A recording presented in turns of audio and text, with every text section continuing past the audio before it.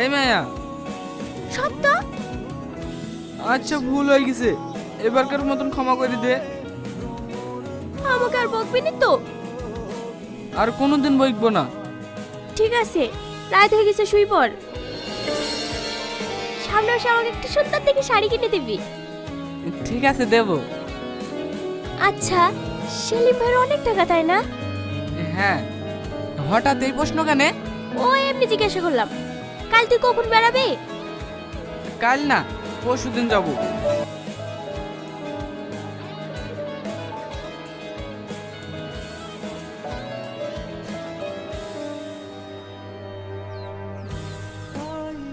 ভালোভাবে থাকবি, কোথাও বেড়াবি নি।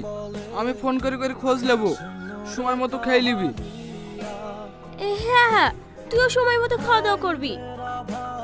আর শোন, রাতে গেটটা ভালো করে বন্ধ করবি, জায়গাটা অত ভালো না। তোর কথা খুব মনে পড়বে। আমি দিন 15 পরে চলে আসবো। ভালোভাবে যাস।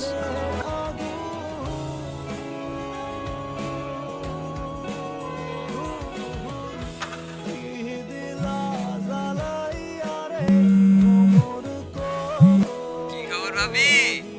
এই তো তোমার ভাই বেরিয়ে গেল, এখন ঘর সামলাচ্ছি।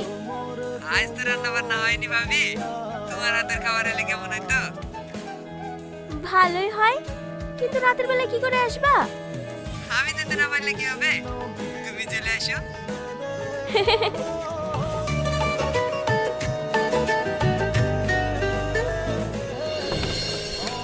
আসো আসো ভাবি, ভিতরে আসো। লাও তোমার খাবার। আহা, টিফিনের বাইরে থেকে সেন্ট পাচ্ছি। খেয়ে বললো কেমন হয়েছে? এত সুন্দরী মেয়ের হাতের রান্না কোনোদিন খারাপ হতে পারে? থাক থাক, অত মিথ্যে প্রশংসা করতে হবে না। মিথ্যে কেন হবে?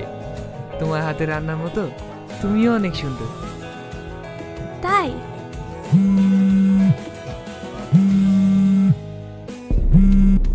হ্যালো। কি করছি মায়া? এই তো শুয়ে পড়েছি। দরজা ভালো করে বন্ধ করেছি তো? হ্যাঁ, বন্ধ করেছি। আমার ঘুম আসছে, সকালে কথা বলবো। হ্যাঁ ঠিক আছে, সাবধানে থাকিস। থাকো সেলিম, আমি এখন আসি।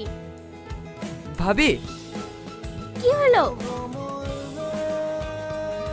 তোমার জন্য একটা জিনিস এনেছি। এটা তো সোনা।